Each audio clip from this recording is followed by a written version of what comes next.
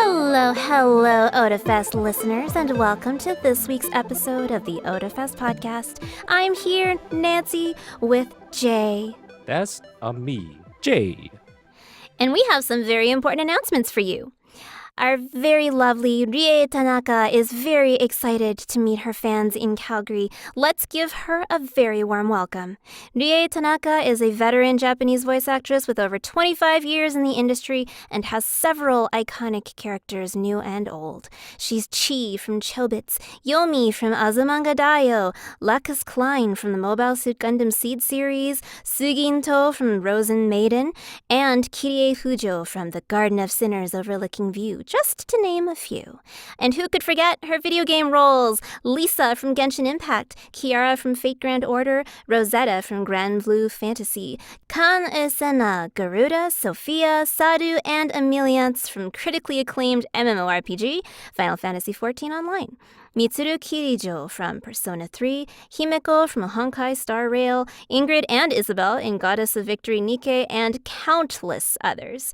She also has a YouTube channel, Ane-san TV, where she plays a variety of video games. Please give her your warmest welcome. Hey, we've got a new guest that'll get you groovin'. Advanced Ratio is a Calgary-based DJ and producer with a passion for Japanese pop culture, especially Vocaloid and idol music. His high-energy blend of hard dance beats with anime, Vocaloid, and J-pop tunes has helped him thrill crowds from the West Coast all the way to Tokyo. Check out his mixes online at soundcloud.com/advancedratio. And you can put your singing skills to the test. Otafactor submissions are now open. Preliminaries are on Friday, with the finals on Sunday. Apply at otafest.com/Otafactor. Spaces are limited. And remember to grab your tickets at otafest.com. Woohoo! That is so exciting. Oh my gosh, she was Chi from Chobits! Yes, that is a deep-seated developmental ages anime for me. I found out that I really like the themes of independence. Mm-hmm. And it has Isaac Asimovan sort of approach to self-determination. Mm-hmm. Also, they're cute. Yeah, cute as all heck. I remember a very, very, very long time ago when Nancy was a little chibi, and there was one year where we went up to a convention, and I think Jenny wore a cosplay from Azumanga Daioh that year. Really? Yeah. A lot of fun pictures. It was a forever time ago, but man, I have fond memories of when we used to go to conventions outside of our own hometown. Mm-hmm. There's also Azumanga Daioh. Like, kids these days won't know Azumanga. But they should. But Azumanga Daioh is like a defining anime of a generation. Yeah. The comedy in that show like really helped bring along other comedy shows. Like, I felt like it helped bring along School Rumble is a big one. Oh, And I love yeah. School Rumble as well. Oh, boy. They have like blueprints there. And then there's also, of course, from the same creator of Azumanga, there's like Yotsuba. And we're very excited to host her at Otafest, and I hope all the fans out there get some chances to make memories with her. Yeah, she is, oh gosh. She's such a big name. I'm super proud that we're able to host her this year. Mm-hmm. And then, of course, like the video games, like it's nuts. Oh, right? God, I know. How does one person not only do one voice, but let's see, 1, 2, 3, 4, 5 characters from literally the biggest MMO on the planet? Mm-hmm. It's true. Just saying. It's true. Right? I think there's very few properties that she hasn't touched. Feels like. But also, this was my first time learning that she has a YouTube channel, and I'm gonna go check it out sometime now. True. Yeah. I am actually literally looking it up now. Right now. Cannot withhold curiosity, must check immediately. Yeah, why not? Yeah.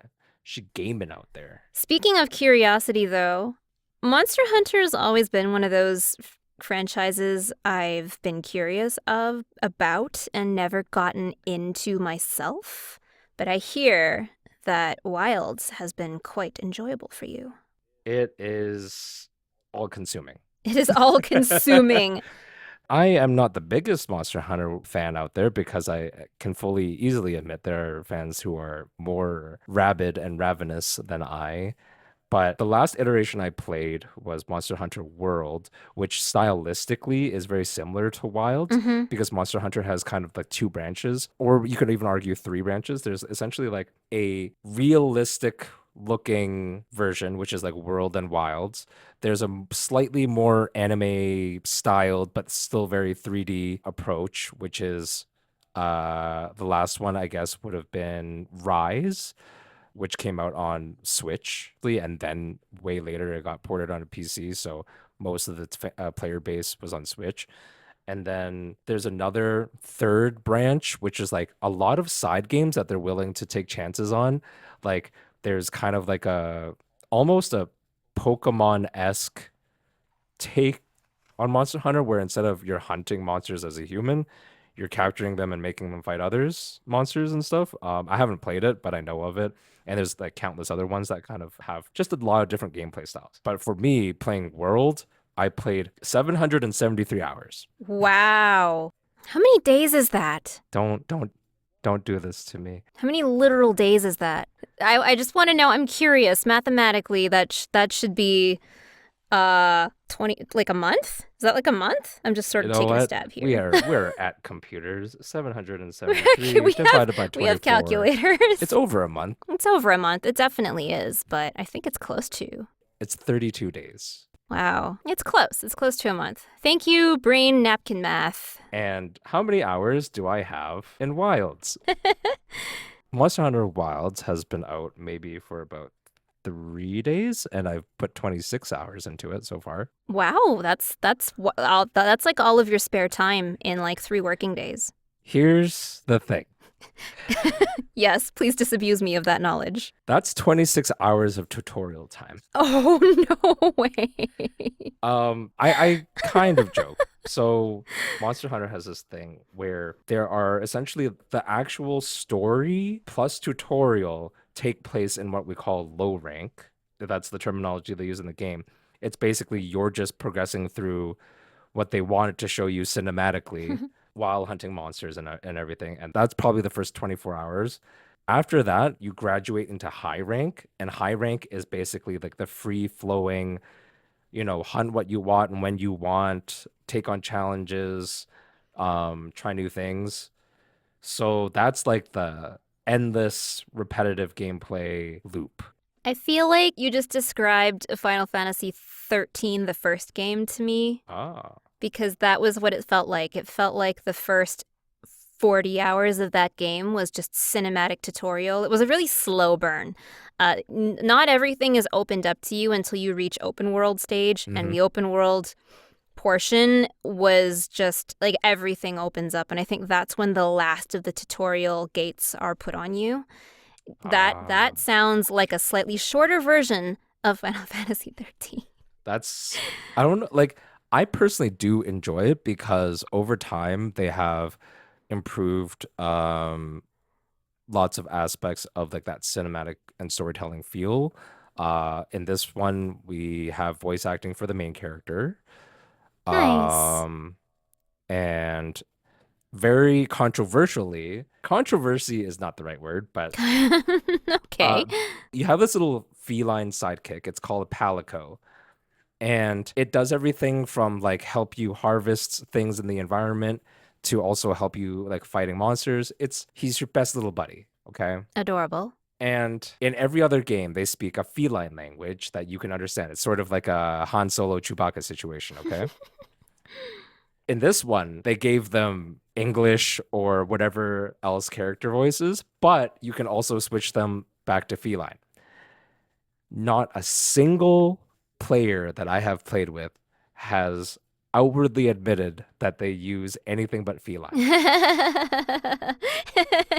People will be like, I'll play the game in Japanese but have English subtitles, or I'll just play the game in English, whatever, right? Felines speak feline. I feel a little bit bad for that voice actor. I was thinking the same thing. I feel a little bad for them. It's not their fault. that it's part of the culture, you know? That's totally fair. And like this is nothing against their skill. It's just it's unfortunate Yeah, that it's always unfortunate when a voice actor is hired for a role that is almost underappreciated. never heard Yeah. or Yeah. underappreciated or very like low utilization. That's always, a bit sad. It is. I hope they still enjoyed all of the recording process though, because I imagine that's actually a pretty fun thing to get to record. The felines don't necessarily bring in like all the comedy lines or anything like that, but they are a little bit of Mm-hmm. comedy relief. They're the steadfast friend in the face of adversity. Like they're always going to be there. They're cheering for you. They're very fun to have around. It's and you get to design your own palico. It's not just a Mm. rote thing. It's like mine has glowing blue stripes because that's what I wanted. Cute. But yeah, I've had a stellar time with Wilds. I've only just gotten to high rank and I will be slaying more and more things. For anyone who ever wanted to get into it, it's basically somewhat Souls-like because there's no like press a button to do a skill and then press another button to get an ultimate. You press these buttons in sequence and they will do a thing for you. It's very much like fighting game combos. If you like fighting games, you can Mm, learn the pacing of attack and defense and dodging in Monster Hunter Wilds. I see. Yeah, Interesting. Hmm. it's like a dance. It's got a lot of It's like flow. a dance. I enjoy action RPGs. Yeah. It was a big enough game for an entire dev team to be given free reign to go play instead of come in for work, apparently. Ah, I see. The old I'm calling in sick. I got Monster Hunter Wilditis. Yes. The Pal World dev team noticed I guess their HR or their managers noticed that for some reason on February 28th that some people were calling in sick.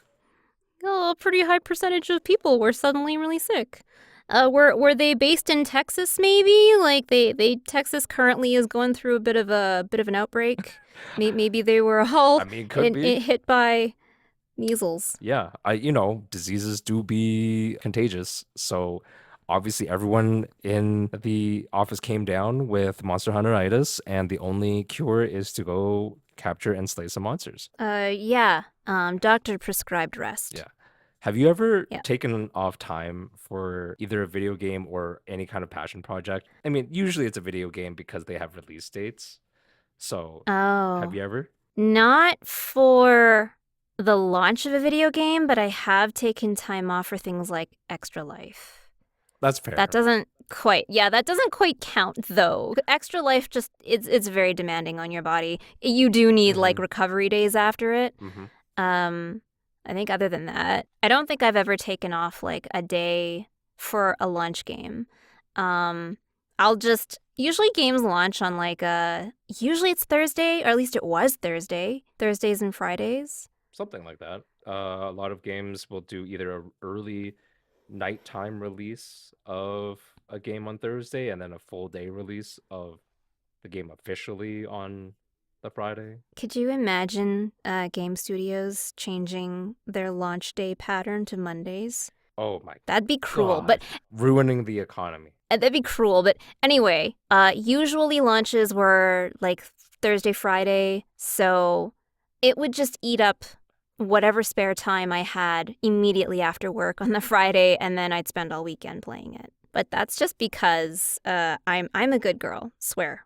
There is, I think it's an urban legend. I don't know how true it is, but I think it concerns Dragon Quest, Hmm. where I say back in the day, I was never a big Dragon Quest fan myself, although I acknowledge that it is an OG in the world of JRPGs.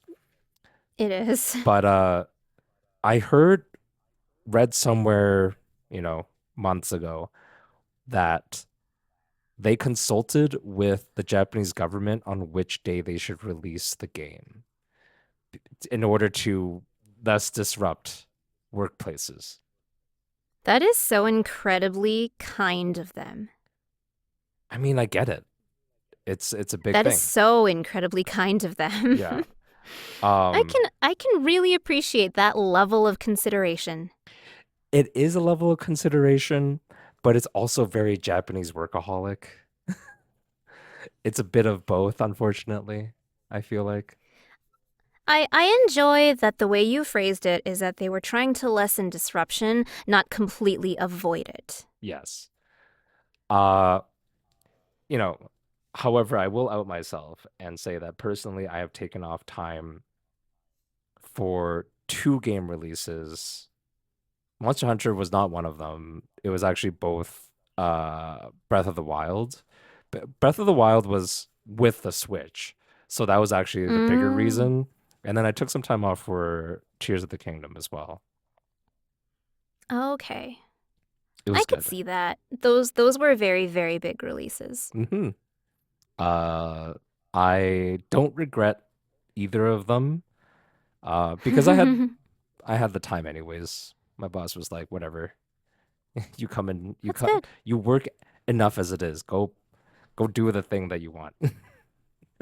That's fair, and that's very kind of them. Yes. I like that. I don't know what the next big game release is this year, but Monster Hunter Wilds is mine. Hmm.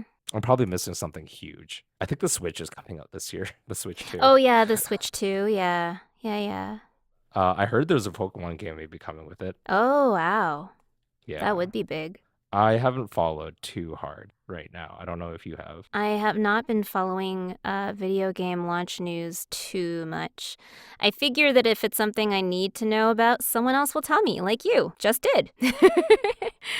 I follow very specific ones. How was your adventures in Cyberpunk? Okay, so we got through two endings, and then we just needed to put it down because they were kind of depressing. That's fair. And I know I shouldn't be surprised, and I know this isn't meant to be a happy game. The entire game has it written all over it that you don't get a happy ending. And the two endings we did get through were not happy. Some of them were extremely depressing. hmm And then they do this really interesting thing where in the credits that roll after your ending has played out, people have left you, your player, hmm uh, voicemail messages. And some hmm of them are really sweet, and some of them are very not. And yeah, like it was really, really sad. And then we promptly put it down and went to go play Final Fantasy VII Rebirth instead. That's a Because that slightly happier game. recently, yeah, and it recently launched on PC, which hmm is what we were waiting for. So that was a pretty big launch for this household. It has been good. It's kind of a lot more of the same from remake, but I will say that in the bit we've played, it is minigame hell. Oh. It's so many mini games. There's so many of them. And I know that a lot of them are optional, but they are also baked into the main story. hmm So if mini games aren't really your thing, you might be pretty frustrated with this game. Where does Rebirth start from, story-wise? It can't be a spoiler. This game is so old. It's so old now. It is you leave Midgar.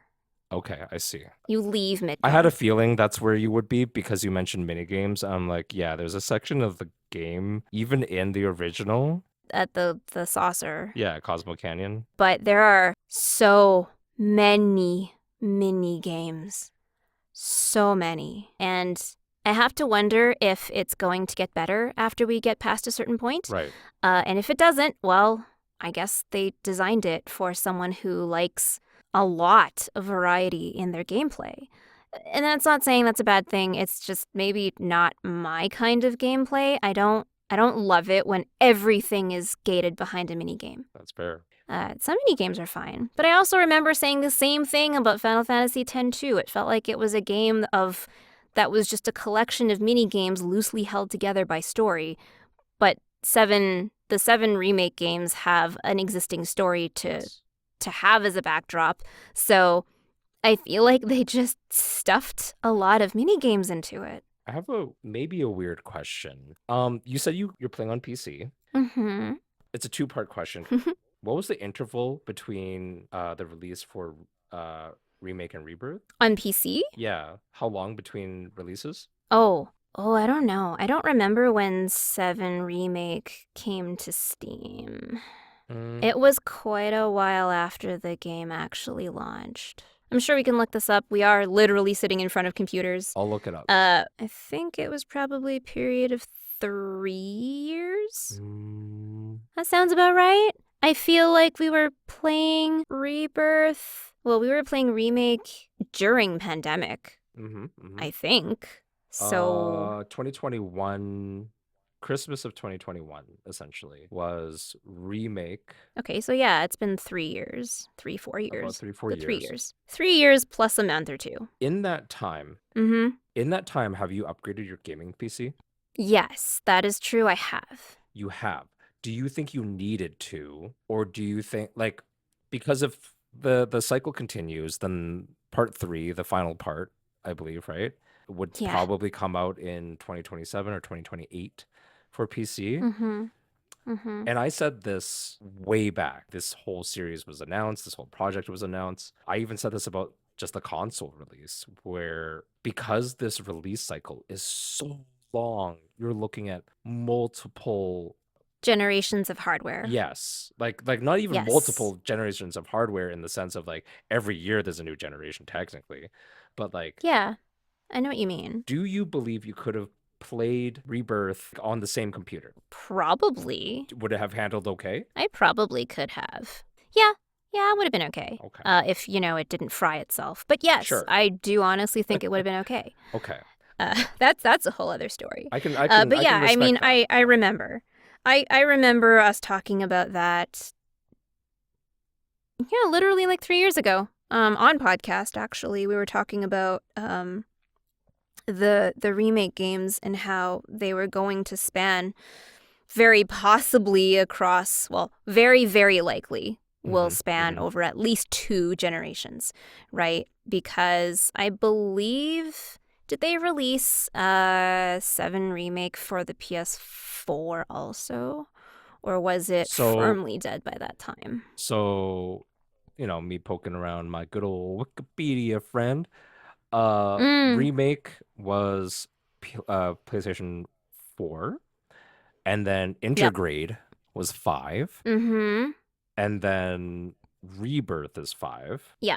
So the next time they launch another title, it will be released on the 6th. There is a possibility it could be released on the PlayStation 5 Pro. Oh, I see. Maybe. Would you count that a whole separate generation? I wouldn't.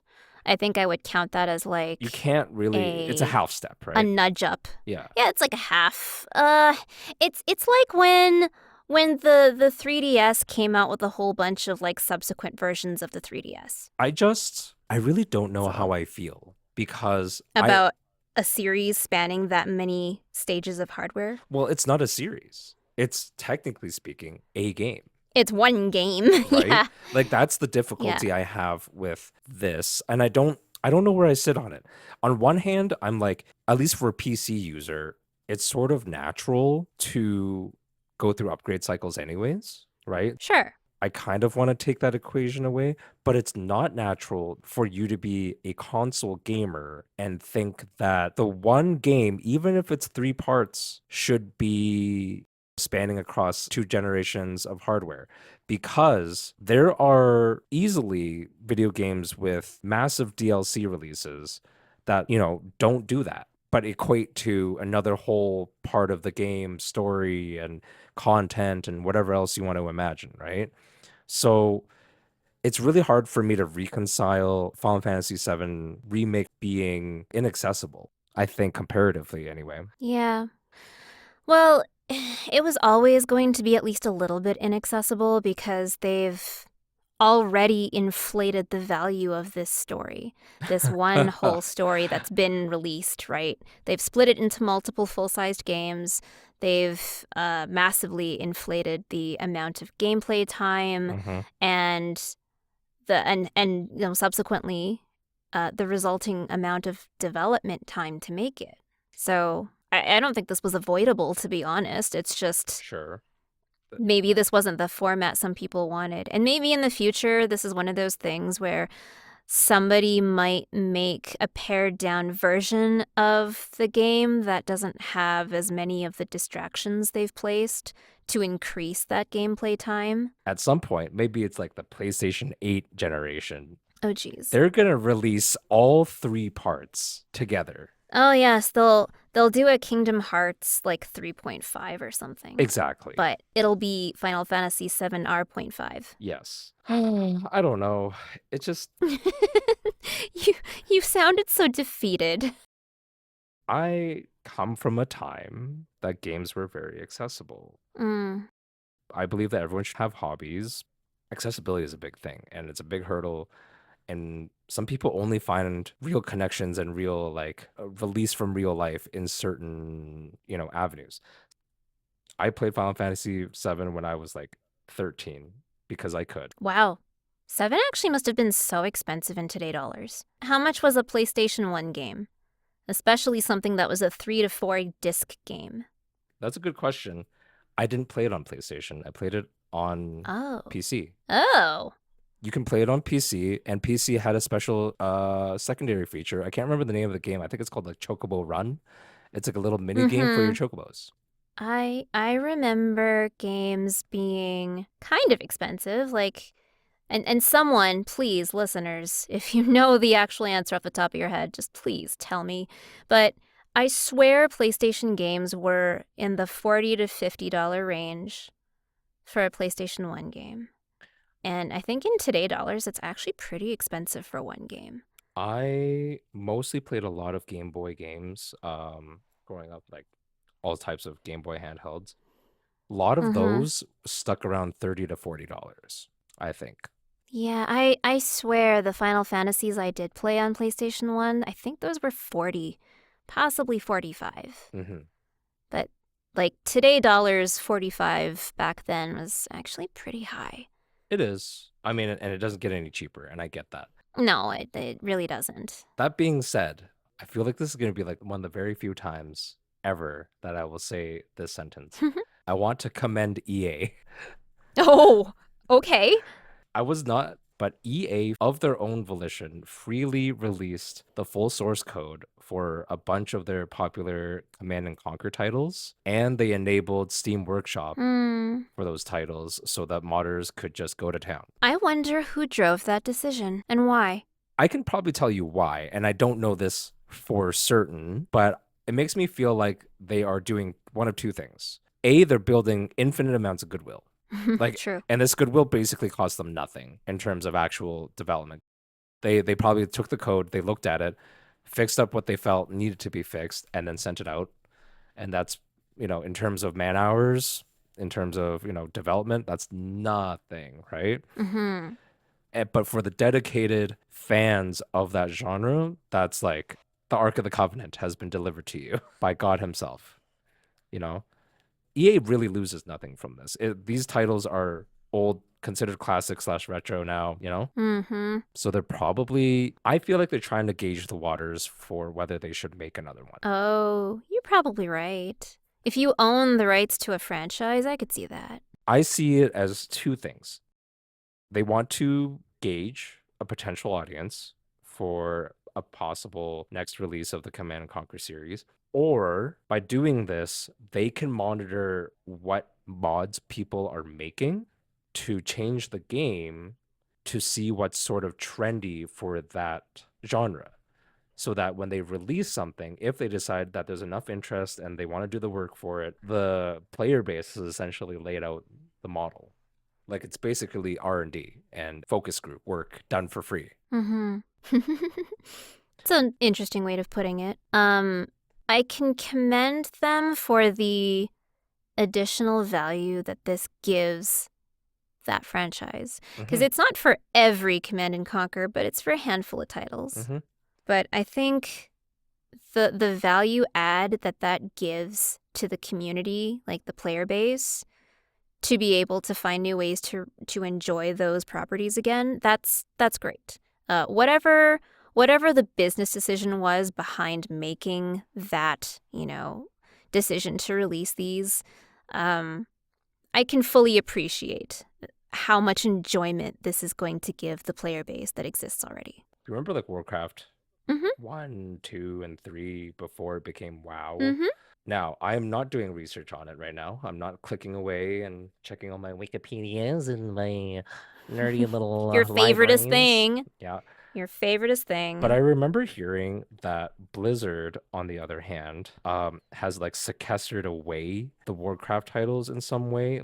So there is still a dedicated player base for those games as well, but they like essentially made a whole new client for it, one that is like not appreciated at all by the fans.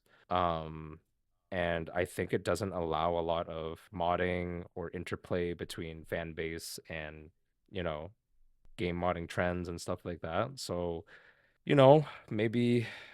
maybe some other companies could learn a thing or two by just letting their fan base have fun with their IPs that they don't even touch anymore, really. They don't dev for it. They don't actively try to integrate the history of those games into anything else. So, why not just let the people who enjoy them actually enjoy them? That's fair. I don't think that's unreasonable. Hmm. But do you think they will? Do you think EA is setting a little bit of a precedent by doing this? Well, it depends on what they do with that information. Like, if my theories are true, it really depends on what they feel they actually get from this side project, essentially. And at some point, you have to be finished making money off of them, more or less. But the game should still exist for people to enjoy. Is that so hard to ask?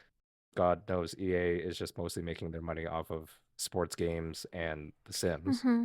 Back when games were very much bound by what platform they were on, so Hmm. more during the console wars days and less when PC gaming started really taking over. Hmm. Um, Having a platform exclusive, which was a lot more common back then, really limited that accessibility, right? Right.